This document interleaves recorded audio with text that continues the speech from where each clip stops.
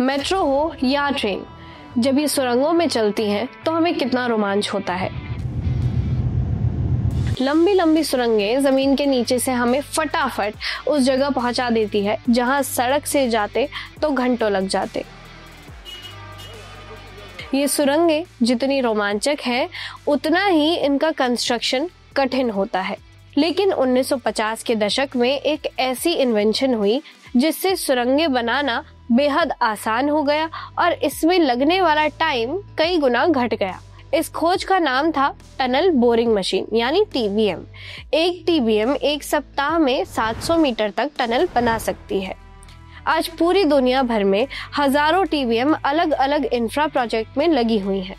भारत में भी लगभग 75 TBM अलग अलग इंफ्रा प्रोजेक्ट डिप्लॉयड है।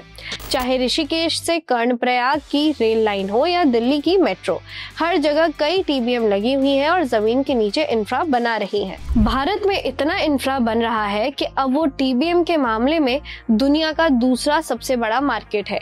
लेकिन इन TBM को प्रोक्योर करना भारत के लिए थोड़ा मुश्किल हो रहा है। मुश्किल का कारण है चाइना इन TBM की सप्लाई लंबे समय से रोक रहा है।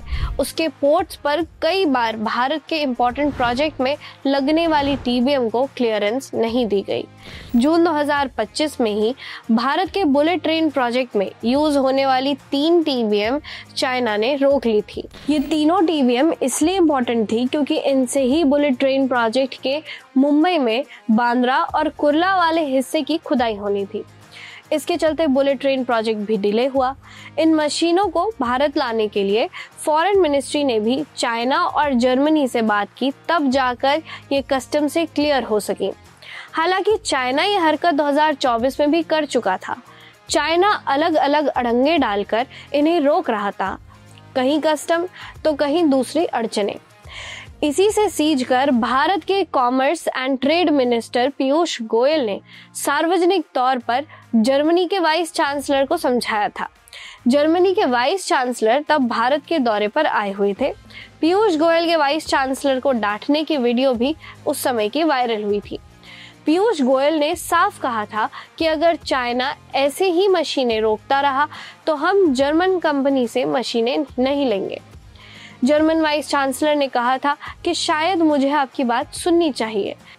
See, your German company is supplying us some tunnel boring machines which they make in China. What's the name?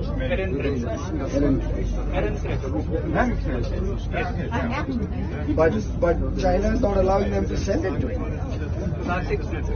They're producing in China? Yeah. And some component going from Germany, but We most should of it stop made in buying China. German equipment now. Yeah, I know. I'm good. That's it. I think I should listen to you.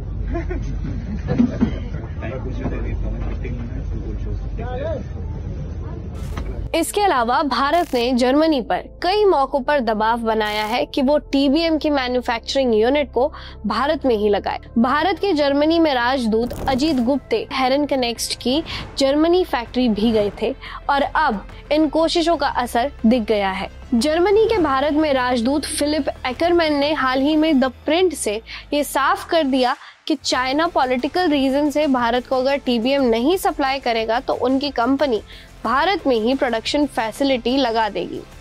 और इस बयान के कुछ ही दिनों के भीतर इस पर काम भी हो गया। हेरन कनेक्ट्स दरअसल चेन्नई में अपना मैन्युफैक्चरिंग प्लांट लगा रही थी।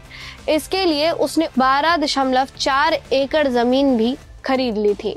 हेरन कनेक्स्ट अभी तक चेन्नई में छोटे TBM बनाती थी, अब वो इसे एक्सपैंड करेगी और बड़े TBM भी बनाएगी। भारत में अभी तक उसका छोटा प्लांट है जो दूसरी TBM बनाता है।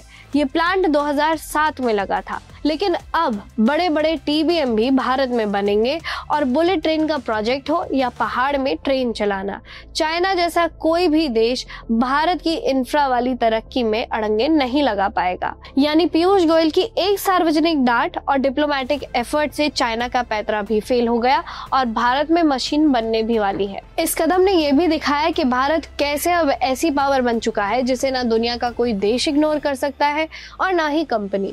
जिसको भी भारत में बिजनेस करना होगा वो भारत ही आकर मैन्युफैक्चर करेगा, फिर चाहे एप्पल हो या हेलन कनेक्स्ट, क्योंकि ऐसा ना करने पर उन्हें बड़े इकोनॉमिक लॉस हो सकते हैं और भारत जैसा बड़ा बाजार उनके हाथ से छूट सकता है। भारत जितना इंफ्रा इस दुनिया में कहीं नहीं बन रहा है और ना ही भविष्य में कहीं बनता दिखेगा। देखते रहिए ऑप इंडिया।